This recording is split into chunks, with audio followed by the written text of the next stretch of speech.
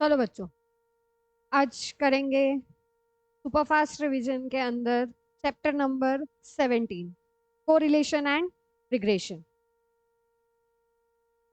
Statistics का chapter है, तो थियोरी बहुत ज्यादा याद रखनी पड़ेगी क्योंकि थियोरी ज्यादा आती है। तो यहाँ पे स्टैटिस्टिक्स के अंदर कोरिलेशन रिग्रेशन में सबसे पहले समझो कि यूनिवेरिएट डिस्ट्रीब्यूशन क्या होता है और बाइवेरिएट डिस्ट्रीब्यूशन क्या होता है। Univariate distribution is one variable distribution of one variable, जो हमने देखा है सेंट्रल टेंडेंसी में डिस्पर्शन में एक ही वेरिएबल के बारे में होता है, ओनली एक्स ही होता है। फिर बाइवेरिएट डिस्ट्रीब्यूशन क्या है? It is collected for two और मोर वेरिएबल साइमल्टेनियसली। जब भी कोरिलेशन रिग्रेशन देखते हैं तो हमको मोस्टली एक्स वाई दोनों दिखते हैं। कोरिलेशन रिग्रेशन में हमने एक्स वाई दोनों देखा, तो यहाँ पे डिस्ट्रीब्यूशन कौन सा है? Bivariate distribution, bivariate distribution. ठीक है, अब यहाँ पे कोरिलेशन एंड रिग्रेशन एनालिसिस ये दोनों भी मल्टीवेरिएट डिस्ट्रीब्यूशन के लिए बने हुए हैं, जहां पे मोर देन वन वेरिएबल रहेगा। कोरिलेशन एनालिसिस क्या है? कोरिलेशन मतलब हम देखेंगे कि एसोसिएशन और a lack of it, association या फिर एसोसिएशन नहीं है, इज अ कोरिलेशन। देखना किसके बीच में? दो वेरिएबल एक्स एंड वाई के बीच में, कि एसोसिएशन है या नहीं है। अगर तुम हाइट एंड वेट दोनों साथ में लोगे तो इनका कुछ एसोसिएशन है? क्यों नहीं है? कितनी हाइट है, वेट कितना है, उसके हाइट कितनी है उसके अकॉर्डिंग वेट होना चाहिए ना। हाइट कितनी है उसके अकॉर्डिंग वेट होना चाहिए। हाँ, तो है ना कुछ रिलेशन। कैसा रिलेशन है हमको ये नहीं चाहिए, पर कुछ ना कुछ रिलेशन है। बट वही अगर तुम ये बोलो कि हाइट एंड इंटेलिजेंस है कुछ रिलेशन, नहीं। हाइट एंड टैलेंट है कुछ रिलेशन, नहीं। तो वहां पे नो रिलेशन। तो एसोसिएट है या नहीं है, ये हमको कोरिलेशन में फाइंड आउट करना है। तो कोरिलेशन में हम दो वेरिएबल एक्स एंड वाई के बीच में देखेंगे कि रिलेशन है या नहीं है। तो कोरिलेशन कोएफिशिएंट क्या होता है? आर। कोरिलेशन कोएफिशिएंट क्या होता है? आर। हाँ, एंड रिग्रेशन एनालिसिस के अंदर हम क्या देखेंगे कि कौन सा वेरिएबल डिपेंडेंट है ऑन दूसरे वेरिएबल पे। वहां पे रिग्रेशन एनालिसिस में हम दो चीजें निकालते हैं, y on x and x on y. तो कौन सा variable predicting the value of dependent variable corresponding to the known value of independent variable. Dependent variable की वैल्यू क्या है on the basis of independent variable. तो x on y and y on x निकाल देते हैं। अब x on y, y on x, तो regression coefficient क्या है? B x Y and B Y x. अब इसमें कंफ्यूजन होता है, रीड करना पड़ता है कि किसका कोएफिशिएंट बोला है। कोरिलेशन रिग्रेशन का है तो वो आर रहेगा, एंड सॉरी कोरिलेशन का बोला, कोरिलेशन कोएफिशिएंट बोला तो आर रहेगा, एंड रिग्रेशन कोएफिशिएंट बोला तो दो रिग्रेशन कोएफिशिएंट आते हैं, B x Y and B Y X. Clear? ये कोएफिशिएंट में काफी बार मिस्टेक कर देते हैं। तो अब चलो कोरिलेशन एनालिसिस के पास। कोरिलेशन एनालिसिस हमको देखना है कि रिलेशनशिप कैसा है। तो इसमें दो तरीके के कोरिलेशन आते हैं। पहला कोरिलेशन है पॉजिटिव और दूसरा है नेगेटिव। Positive and negative. अब पॉजिटिव नेगेटिव क्या? दोनों एक साथ चल रहे हैं, दोनों एक साथ चल रहे हैं तो पॉजिटिव। दोनों अपोजिट डायरेक्शन में, एक अप हो रहा है एक डाउन हो रहा है तो नेगेटिव। अब इसके लिए मैंने तुमको बोला था डिमांड सप्लाई से याद रखो। पॉजिटिव कोरिलेशन कब? सप्लाई कब दिखता है? सप्लाई जैसा दिख रहा है तो पॉजिटिव, एंड डिमांड जैसा दिख रहा है एक अप एक डाउन तो नेगेटिव कोरिलेशन। क्लियर? वही चीज उन्होंने बताई। अब मेजर्स ऑफ कोरिलेशन में हमको चार तरीके के मेजर्स दिए हुए। पहला है स्कैटर डायग्राम। स्कैटर डायग्राम में पॉजिटिव कोरिलेशन वैल्यू 0 से लेके 1 तक आएगी। पॉजिटिव कोरिलेशन वैल्यू 0 से लेके 1 तक आएगी। अगर 1 है तो it is perfectly positive correlation, perfectly positive correlation. अगर वैल्यू -1 से लेके 0 तक है, अगर वैल्यू -1 से लेके 0 तक है तो निगेटिव कोरिलेशन। बट वही अगर एग्जैक्ट -1 है तो perfectly negative correlation, perfectly negative correlation. Clear? और अगर वैल्यू 0 है, r इज इक्वल टू 0, तो there is a no correlation, कोई रिलेशन ही नहीं है। मैंने बोला ना हाइट एंड इंटेलिजेंस, कोई रिलेशन नहीं है। ठीक है, फिर हाँ, अब यहां से तुमको समझ आ रहा होगा कि आर की जो वैल्यूज है वो आर की वैल्यू कहां से कहां तक है, -1 से लेके 1 तक है, इसके अप नहीं जाएगा। -1 to 1 तक ही आर की वैल्यू आएगी। ओके, फिर चलते हैं अगले इस पे, that is Karl Pearson's product movement correlation coefficient. अब इसमें पूरे फॉर्मूले हैं तो हमको फॉर्मूले याद करने पड़ेंगे। तो कार्ल पियर्सन्स कोरिलेशन कोएफिशिएंट का मेन फॉर्मूला क्या है, covariance xy upon sigma x into sigma y, covariance xy upon sigma x into sigma y। अब अगर ये फॉर्मूला मुझे अप्लाई नहीं करना है तो मुझे कोवेरिएंस का पूरा फॉर्मूला पता होना चाहिए, standard deviation of x and standard deviation of y का पूरा फॉर्मूला पता होना चाहिए। तो कोवेरिएंस के दो फॉर्मूले, summation x minus x bar y minus y bar divided by n। Covariance क्या है, summation x minus x bar y minus y bar divided by n, या फिर summation x y upon n minus x bar y bar, summation x Y minus sorry summation x y upon n minus x bar y bar. ठीक है, पूरा perfectly ध्यान, कहां पे ध्यान होना चाहिए, कहां पे ध्यान होना चाहिए, किस पे, डिनोमिनेटर में क्या है, न्यूमरेटर में क्या है, कब डिनोमिनेटर में आ रहा है, कब डिनोमिनेटर में n नहीं आ रहा है, इस पे ध्यान होना चाहिए। क्लियर, हाँ, तो summation x y upon n minus x bar y bar, ये आया कोवेरिएंस। फिर सिग्मा एक्स, सेंट्रल टेंडेंसी में देखा है, सिग्मा एक्स क्या होता है, under root summation x minus x bar bracket square divided by n। Okay, या फिर दूसरा formula under root summation x square upon n minus x bar bracket square, ये वाला। कभी भी कोई भी फॉर्मूला यूज कर सकते हो, डिपेंड हमको वैल्यूज क्या दिए, कभी हमको डायरेक्टली समेशन एक्स स्क्वायर निकाल के देते हैं, कभी हमको समेशन एक्स वाई निकाल के दिया हुआ है, तो हमको फॉर्मूला कौन सा यूज करना है, जब हमको सारे फॉर्मूले याद होंगे तो हम फॉर्मूला डिटरमाइन कर सकते हैं कि ये फॉर्मूला मैं यूज करूंगी तो मेरा आंसर आ जाएगा। तो हमको यहाँ पे स्टैटिस्टिक्स में ध्यान कहाँ पे ज्यादा देना है कि फॉर्मूला कब कौन सा यूज होगा, और उसके लिए हमको सारे फॉर्मूले याद रखने पड़ेंगे। Clear, sigma Y same formula है, सिग्मा एक्स जैसे निकालोगे वैसे ही सिग्मा वाई का आएगा। तो सिग्मा वाई क्या होगा, under root summation x minus sorry y minus y bar bracket square divided by n, या फिर under root summation Y upon n minus y bar bracket square, हाँ वाई स्क्वायर होगा, yes thank you, summation Y square upon n minus y bar bracket square. Okay, then अब इन्हीं फॉर्मूले को अगर मैं पुट कर दूं covariance x Y and sigma x sigma y के जगह पे, तो हमको और दो फॉर्मूले बनते हैं। पहला फॉर्मूला बनेगा summation x Y minus n into x bar y bar whole divided by summation x square minus n into x bar square, second under root में summation Y square minus n into y bar bracket square. ठीक है, clear. या फिर अगर ये formula use नहीं करना है, अगर मुझे पूरा दूसरा फॉर्मूला यूज करना है, तो इस एक्स बार वाई बार को भी मैं summation X upon N summation Y upon N लिख सकती हूँ।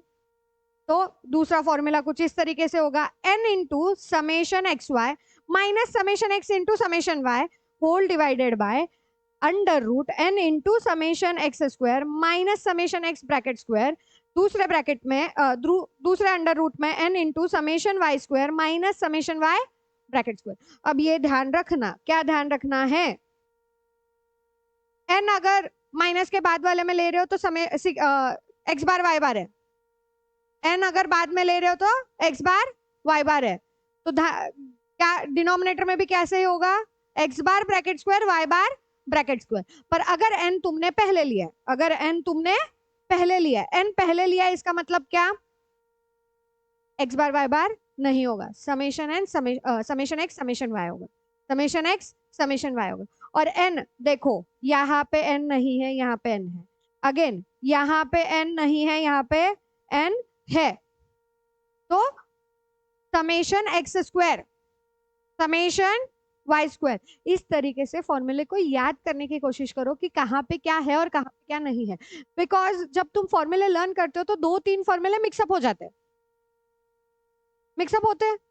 वो अब मिक्सअप हो गए तो तुम वहां पे फॉर्मूला अलग ही पुट करोगे। तो बेटर वे याद रखते वक्त कैसे याद रखना है, अगर तुम लोग ये फॉर्मूला हटा भी दोगे याद रखने में से तो भी चलेगा, तो भी चलेगा। क्लियर? हाँ, अब जब फॉर्मूला मुझे याद रखना है तो कब, कौन सा, जब अगर मेरे पास पूरा डेटा दिया हुआ है। कौन सा? मुझे समेशन एक्स वाई निकाल के दिया है, मुझे समेशन वाई स्क्वायर निकाल के दिया है, मुझे समेशन वाई भी दिया है।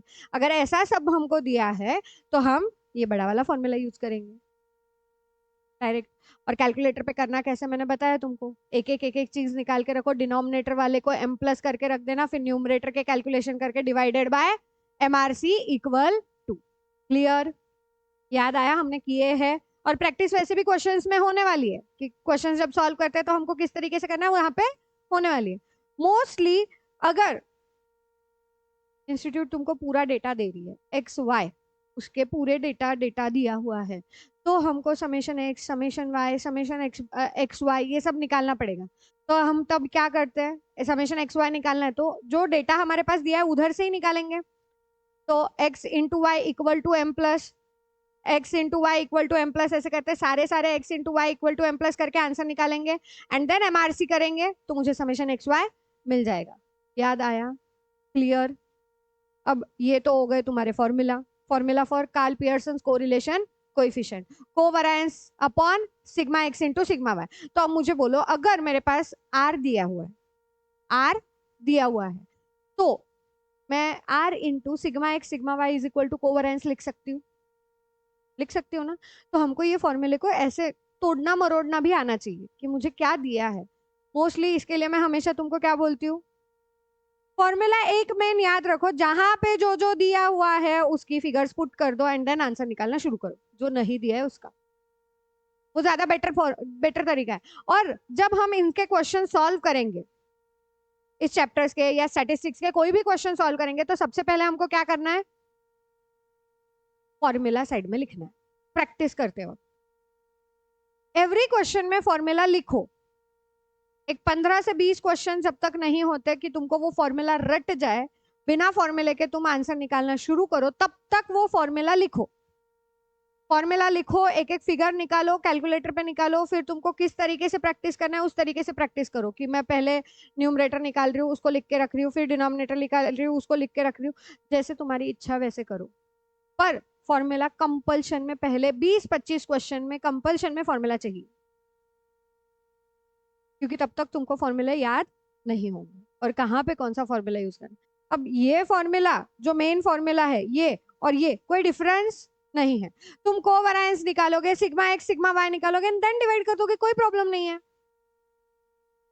या पूरा के पूरा यूज करोगे तो भी कोई प्रॉब्लम नहीं है। हमको फास्ट जाना है, तो तुम्हारा फास्ट और मेरा फास्ट शायद अलग अलग हो सकता है। तो तुम्हारा फास्ट तुमको डिसाइड करना है कि मेरे को कौन से तरीके से फास्ट होता है।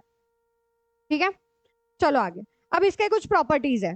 Coefficient of correlation is unit free. हमने कभी इसको यूनिट दिया हुआ नहीं है, कोरिलेशन को कभी यूनिट दिया नहीं, बराबर ना। हाइट सेंटीमीटर्स में होती है, वेट किलोग्राम्स में है, तो हम इसको यूनिट नहीं देते जब भी कोरिलेशन निकालते हैं। Then correlation lies between -1 to 1, ये मैंने पहले भी बता दिया।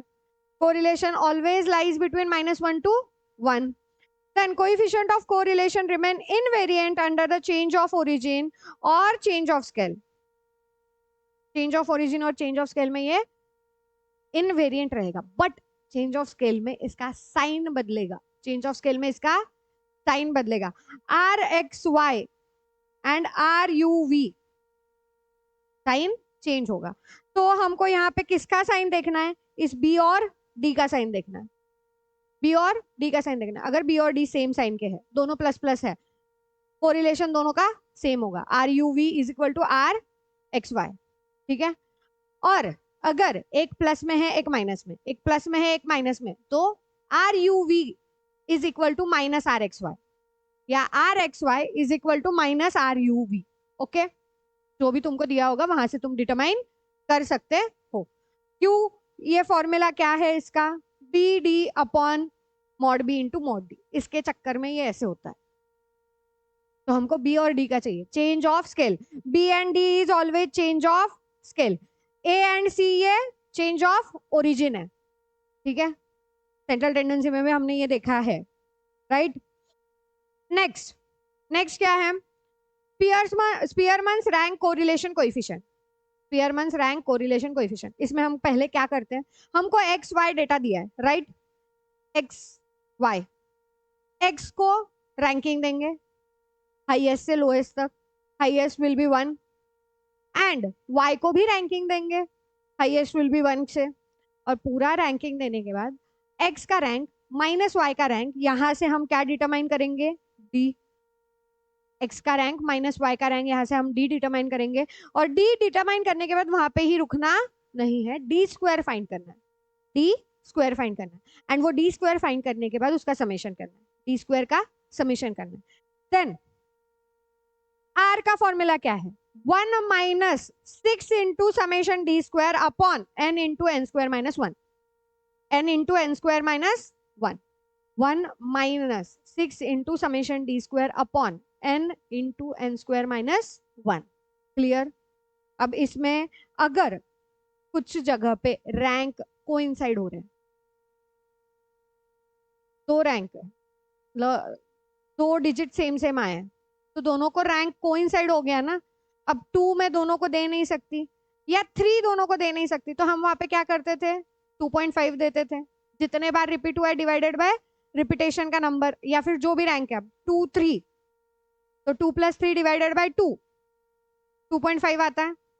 2.5 हम दोनों को रैंकिंग देते थे, सेकेंड रैंक थर्ड रैंक दोनों को देते थे, एंड उसके बाद हम जब ये डी स्क्वायर निकाल रहे हैं ना, यहाँ पे भी डी स्क्वायर चाहिए, summation d square, summation d square निकालेंगे, उसमें हमको ऐड क्या करना है, TJ cube minus TJ divided by 12, TJ cube minus TJ divided by 12 whole divided by n into n square minus 1, और फिर से -1 करना है। अब हम जब भी क्वेश्चन सॉल्व कर रहे थे तो हमने पहले ये वाला फाइंड आउट किया है कैलकुलेटर पे, देन -1 किया है, तो मैंने बोला था भूलना मत, स्पीयरमैन्स रैंक कोरिलेशन कोएफिशिएंट आया तो -1 करना है, भूलना नहीं है। अब -1 करोगे तो फिगर प्लस में माइनस में आती है, तो वहां पे भी कंफ्यूजन होता है, तो चेक कर लो ना ये मोर देन 1 है या लेस देन 1 है।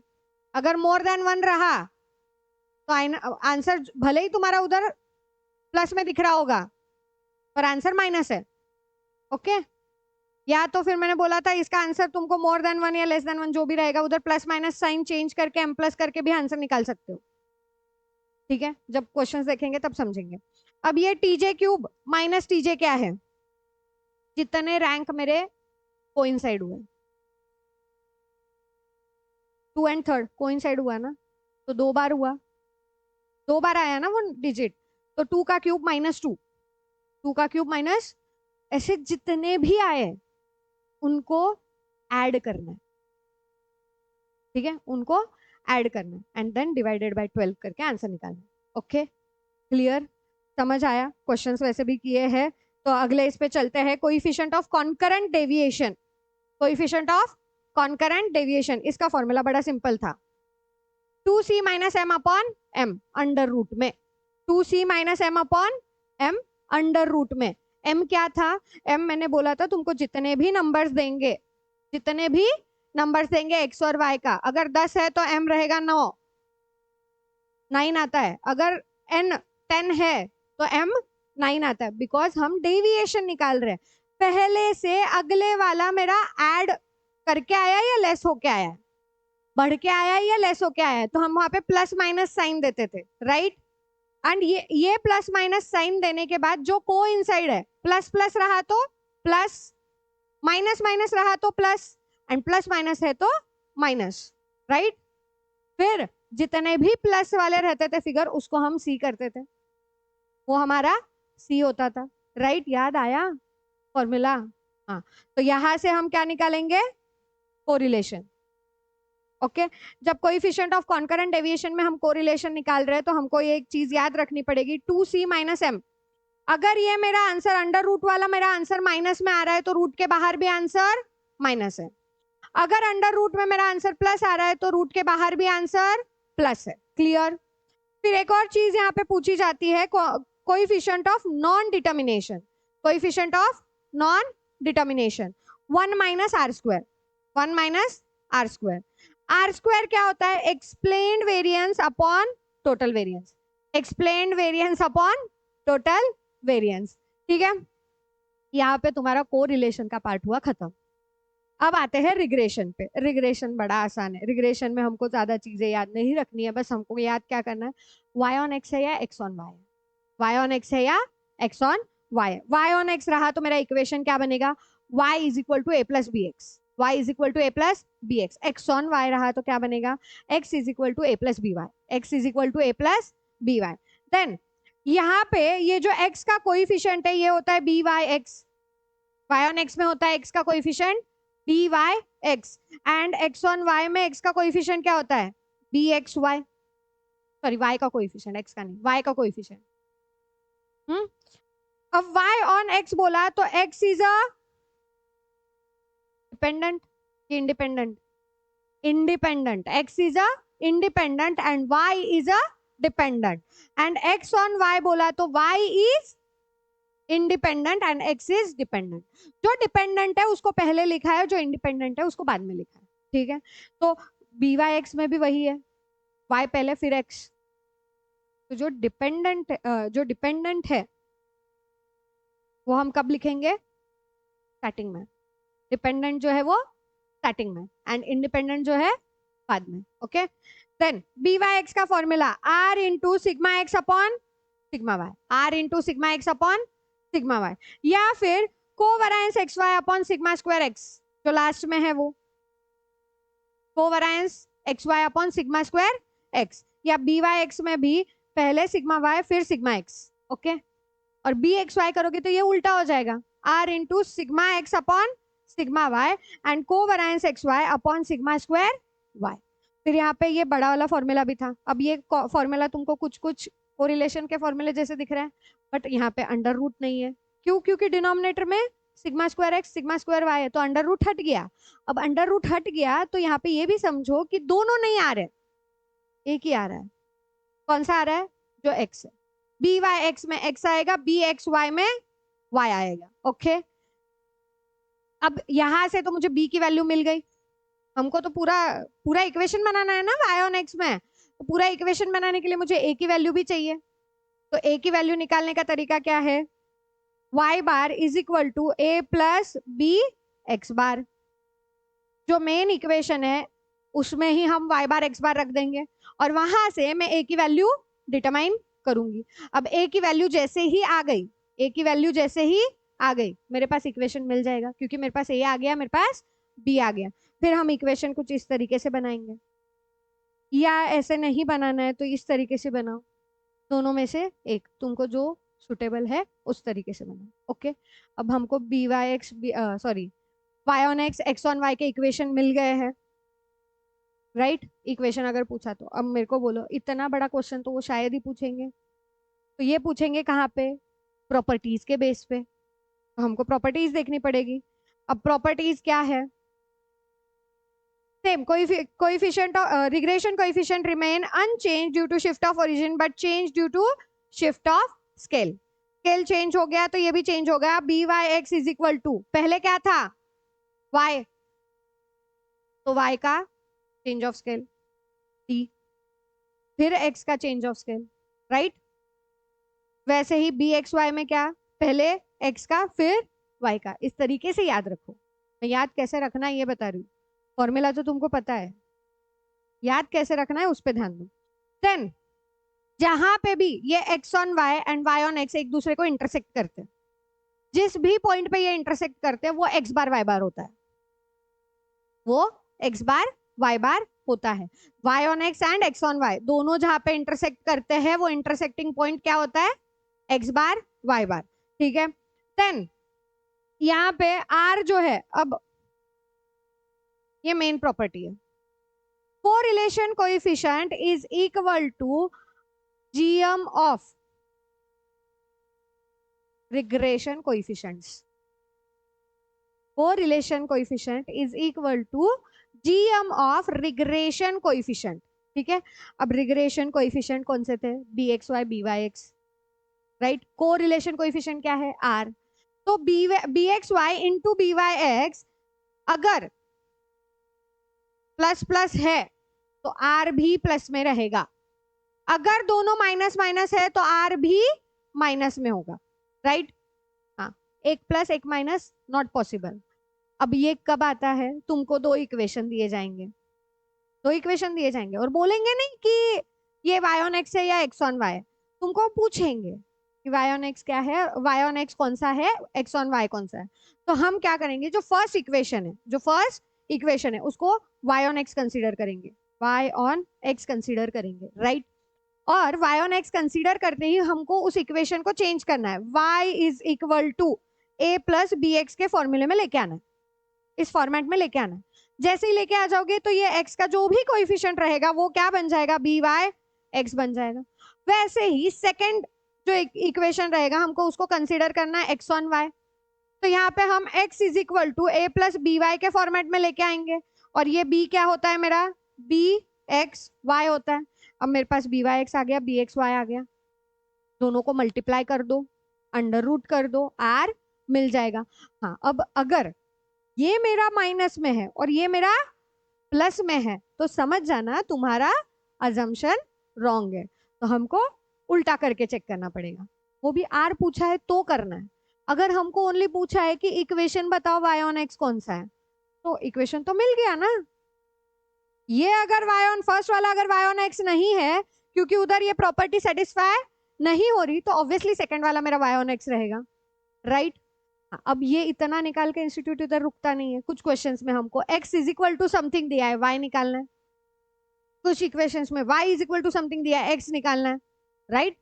तो हमको इक्वेशन उसी तरह से चेंज करके अगर y है तो y पुट करके x का आंसर निकालेंगे, और अगर x दिया है तो x पुट करके y का आंसर निकालेंगे। क्लियर, ये हुआ तुम्हारा रिग्रेशन एंड कोरिलेशन खत्म। पढ़ते रहो, रिवाइज करते रहो, अगले लेक्चर में मिलेंगे विथ नेक्स्ट चैप्टर।